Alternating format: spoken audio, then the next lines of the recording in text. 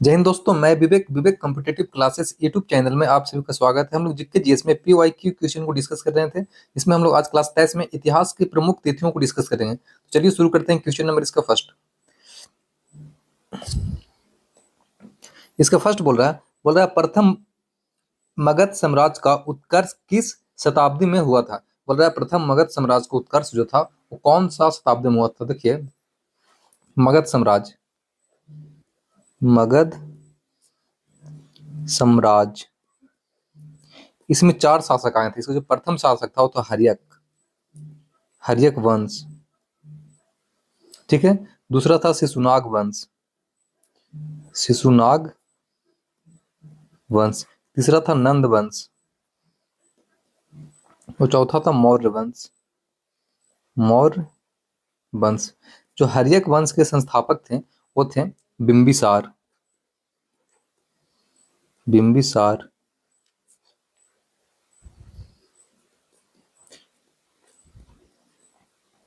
ठीक है। शिशुनाग के था शिशुनाग।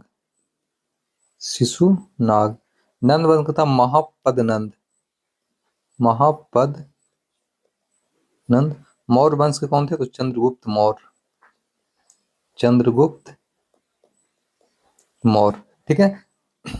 मगध साम्राज्य में 4 प्रमुख शासक थे। हर्यक वंश, इसका संस्थापक कौन था बिंबिसार। शिशुनाग वंश का संस्थापक कौन था शिशुनाग। नंद वंश का संस्थापक कौन था महापद्नंद। और मौर्य वंश का संस्थापक कौन थे चंद्रगुप्त मौर्य। देखिए, बिंबिसार में और भी था। इसका बाद आता अजात शत्रु, फिर आता उदयन। इसको बोलते हैं पितृहंता। ये था से इसको मार कराया था अपना, ये जो था पिता का मारा था। ये था उदयन ने अपना पिता अजात शत्रु को मार दिया था। ठीक है। तो हर्यक वंश का स्थापना कब हुआ था। ये हुआ था 544 बीसी में। 544 बीसी। 544 बीसी कौन सा शताब्दी होगा तो जो होता है उससे 1 साल बढ़ जाते हैं, मतलब 6ठी शताब्दी। यानी ऑप्शन नंबर इसका 20 हो जाएगा। 6ठी ईसा पूर्व में मगध साम्राज्य का स्थापना हुआ था। 6ठी ईसा पूर्व में। ठीक है।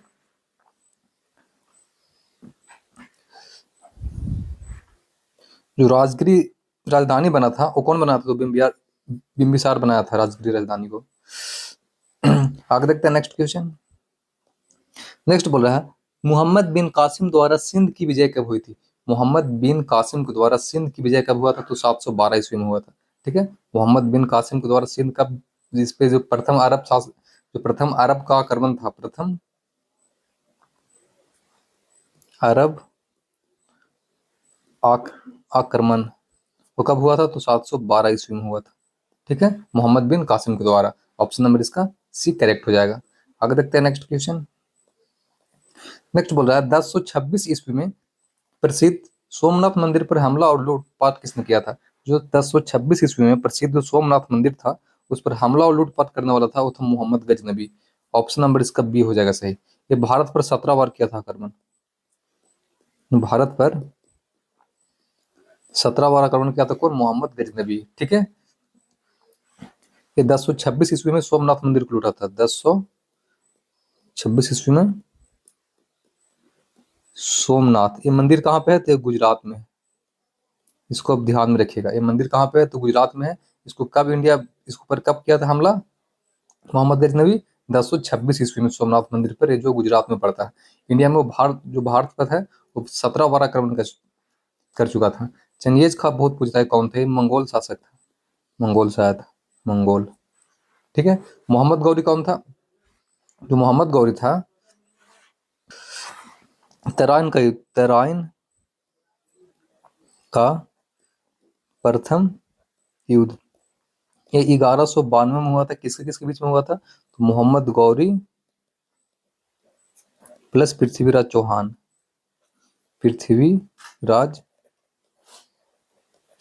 फिर एक आता है तराइन का दूसरा युद्ध। ये हुआ था 1191 में हुआ था, 1192 में हुआ था। ये भी सेम हुआ था मोहम्मद गौरी प्लस पृथ्वीराज चौहान। इसमें पृथ्वीराज चौहान जीता था, इसमें मोहम्मद गौरी जीता था। ठीक है। इसको आप ध्यान रखिए। जो फर्स्ट वाला हुआ था उसमें पृथ्वीराज चौहान विजय बना था और सेकंड वाला में मोहम्मद गौरी। तराइन का प्रथम युद्ध कब हुआ था 1192 में। किसके किसके बीच में हुआ, मोहम्मद गौरी और पृथ्वीराज चौहान के बीच में। इसमें पृथ्वीराज चौहान जीत गया था।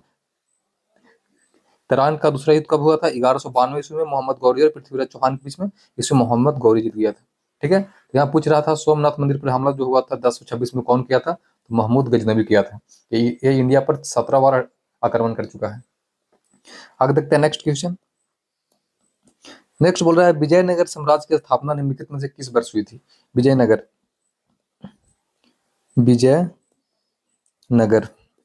इसका जो स्थापना हुआ था यह हुआ था 1336 में। 1336 ईस्वी में कौन किया था? इसका स्थापना कौन किया था? संस्थापक कौन था इसका? संस्थापक था हरिहर बुक्का। हरिहर बुक्का। ये कौन सा वंश का था? तो संगम वंश का था। संगम वंश। ठीक है, विजयनगर साम्राज्य की स्थापना कब हुआ? 1336 ईस्वी में हुआ था। ऑप्शन नंबर इसका डी सही हो जाएगा। विजयनगर साम्राज्य की स्थापना हुआ 1336 में। इसका संस्थापक कौन था? हरिहर एवं बुक्का। कौन वंश का था? तो संगम वंश था। इसी में एक आता है तुलुप वंश। इसमें आता है तुलुप वंश। इसमें जो मेन इसका संस्थापक था कृष्णदेव राय था। कृष्णदेव राय इसी को बोलते हैं अष्ट दिग्गज। अष्ट दिग्गज। ठीक है, पूछता है अष्ट दिग्गज किसको बोलते हैं? तो कृष्णदेव राय के तुलुप वंश का था। ठीक है, एक बुक भी लिखा था अमूल्यवाद कुछ लिखा था। ठीक, वो तेलुगु भाषा में लिखा गया था। अमुक्तवाद कुछ इस तरह का पुस्तक था, उसको ध्यान में रखिएगा। ठीक है, आगे देखते हैं नेक्स्ट क्वेश्चन। नेक्स्ट बोल रहा है निम्नलिखित में से कौन सा युग में सही सुमेलित नहीं है? पानीपत का प्रथम युद्ध। हाँ देखिए, पानीपत का जो प्रथम युद्ध हुआ था वो हुआ था 1526 में। किसके किसके बीच में हुआ था? तो ये हुआ था बाबर और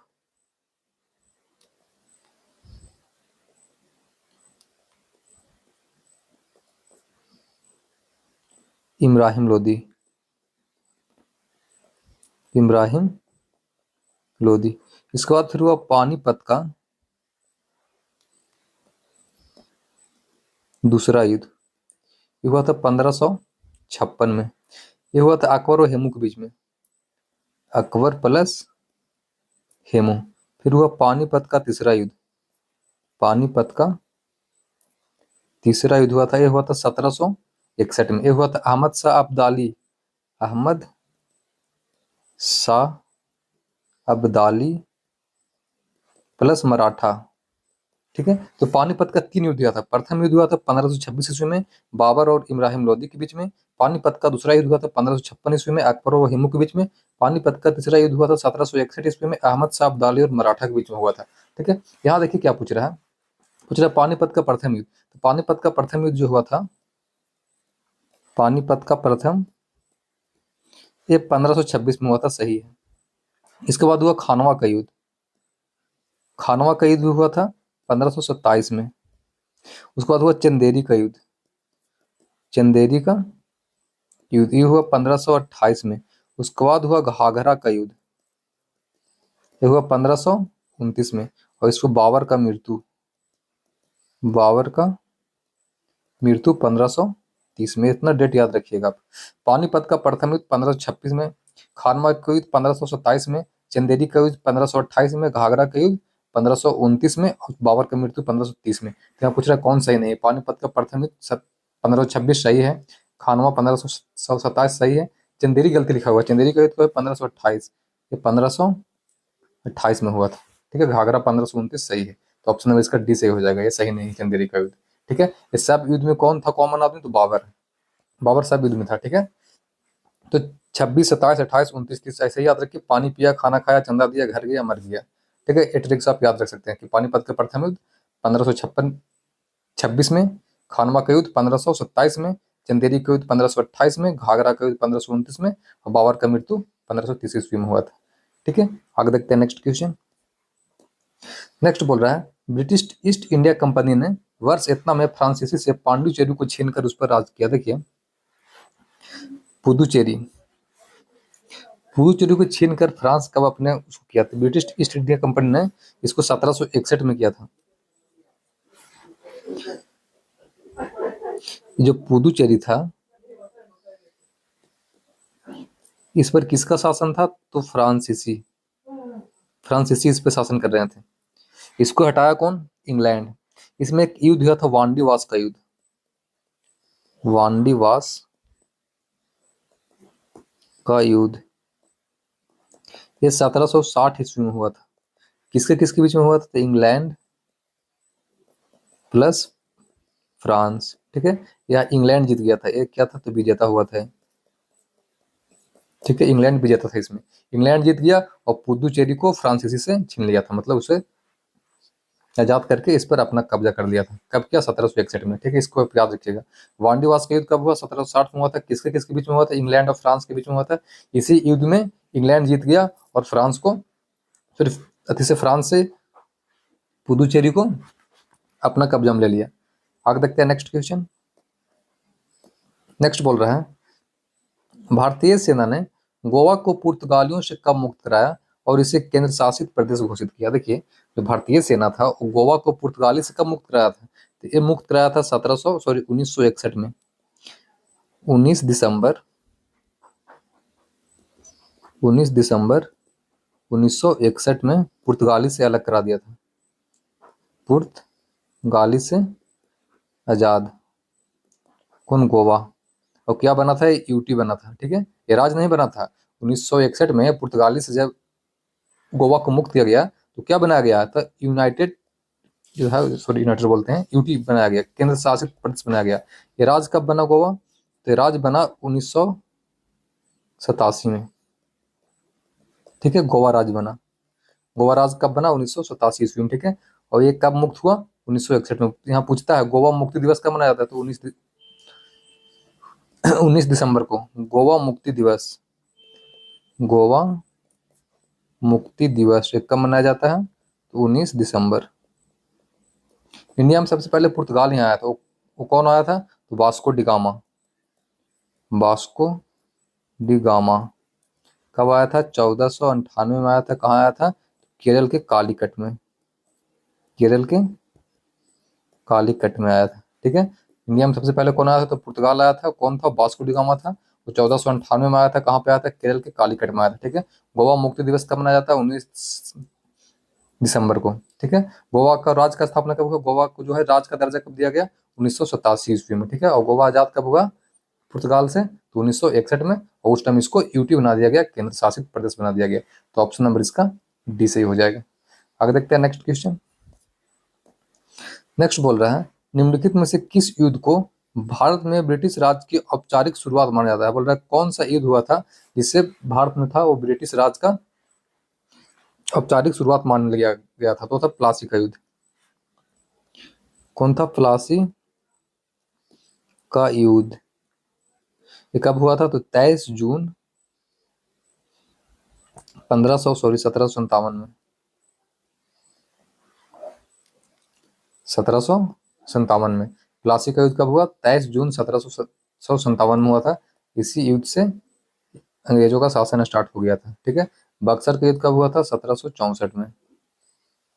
वांडीवास का युद्ध कब हुआ था? 1760 में। डेट याद रखिएगा आप, ठीक है। प्लासी का युद्ध 1757 में इसी युद्ध से स्टार्ट हो गया था। इस युद्ध में जो किसके किसके बीच में हुआ था? तब था ब्रिटिश ईस्ट इंडिया कंपनी की तरफ से था रॉबर्ट क्लाइव प्लस सिजादू दौला के बीच में हुआ था। इसका सेनापति था, कौन था? इसका सेनापति था, वो था मीर जाफर। ये विश्वासघात कर दिया था, ठीक है। ये सेनापति था किसका? सिजादुद्दौला का। मीर जाफर था से विश्वासघात कर दिया था और फिर पूरा रॉबर्ट क्लाइव इसको युद्ध को जीत लिया था, ठीक है। प्लासी के युद्ध को वो अपना कब्जा बना लिया था 1757 में 23 जून को। आगे देखते हैं नेक्स्ट क्वेश्चन। नेक्स्ट बोल रहा है किस वर्ष रेगुलेटिंग एक्ट पारित किया गया? 1773 में। रेगुलेटिंग एक्ट कब आया? 1773 में। इसी एक्ट के तहत बंगाल के गवर्नर को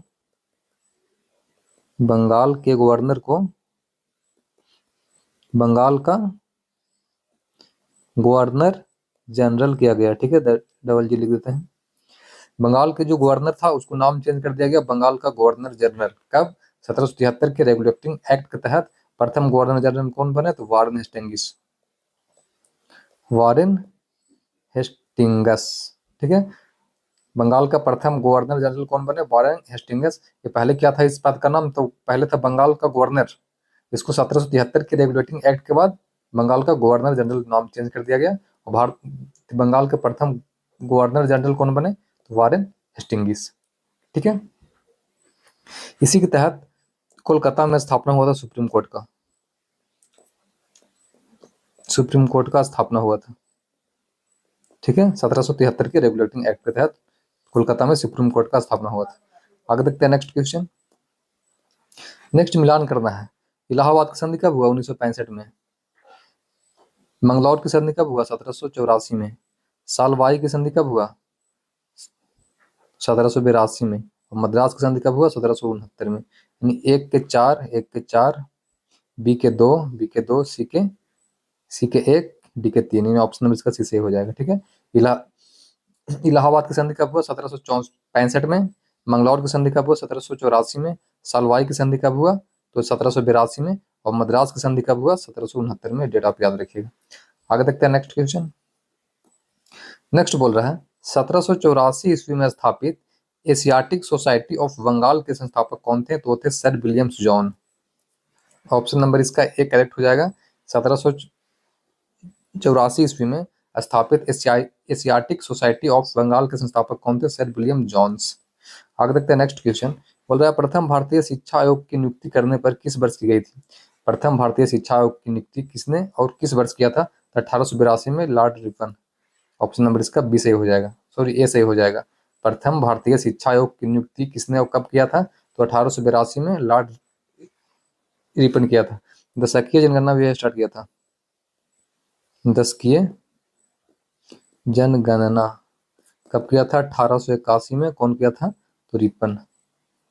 ठीक है, इसको ध्यान में रखिएगा। ठीक है, ये जो लिटन था, ये वार्नाकुलर प्रेस एक्ट इसको स्टार्ट किया था। वार्नाकुलर प्रेस एक्ट को कौन स्टार्ट किया था? लिटन। क्वेश्चन नंबर 14 बोल रहा है भारत में पहली पूर्ण जनगणना कब हुआ था? तो 1881 में। पूर्ण जनगणना बोलेगा 1881 में हुआ था। किसके शासनकाल में? तो रिपन था उस टाइम। अगर बोलेगा खाली जनगणना का स्टार्टिंग कब हुआ था, शुरुआत कब हुआ था? तो 1872 में हुआ था, मेयो के शासनकाल में। ठीक है, ये शुरू हुआ था।